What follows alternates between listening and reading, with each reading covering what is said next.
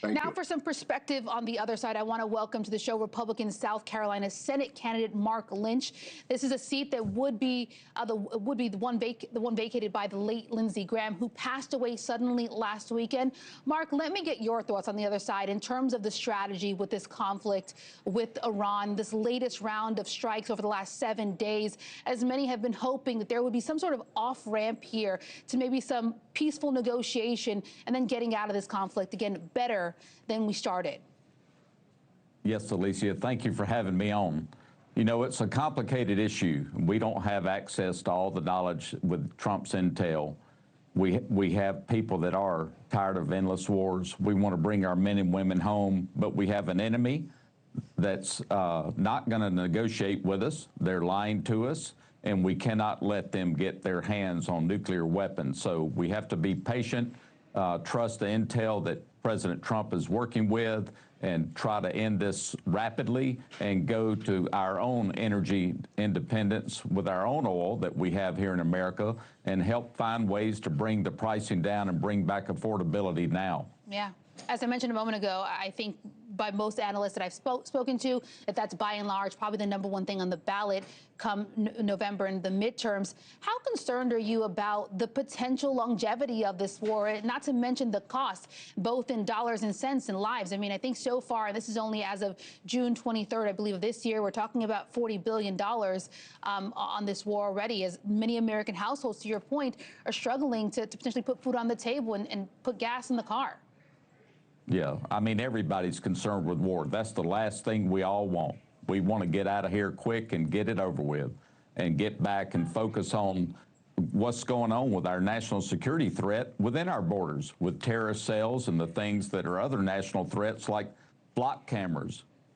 In my campaign, we'll ban flock cameras. We'll bring back affordability. We'll stop all the price fixing and collusion and racketeering that's causing the other angles of inflation.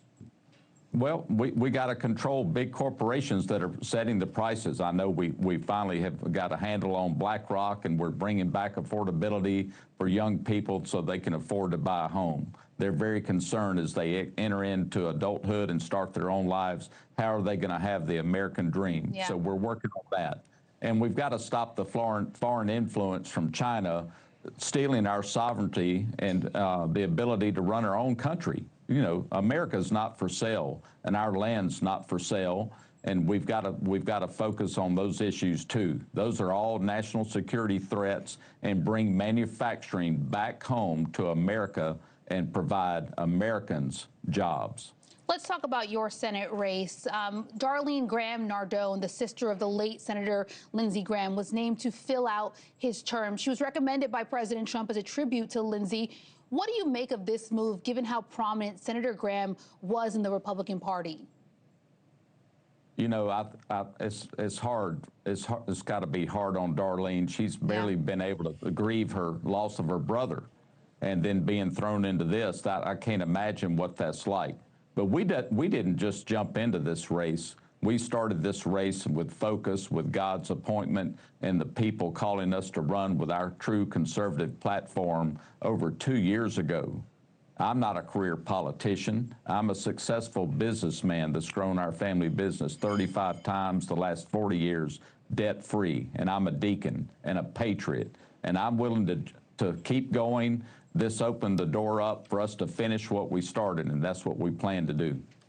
A recent Emerson College polling and Nexstar Media poll found that there are clear favorites in the GOP primary race to replace Senator Lindsey Graham on the ballot in November. The top candidates are Congressman Ralph Norman, Congresswoman Nancy Mace, and Lieutenant Governor Pamela Yvette. Current Senator Graham Nardone only received 5.9% of the vote. Why should voters pick you to succeed Graham and head to Capitol Hill, to make a difference?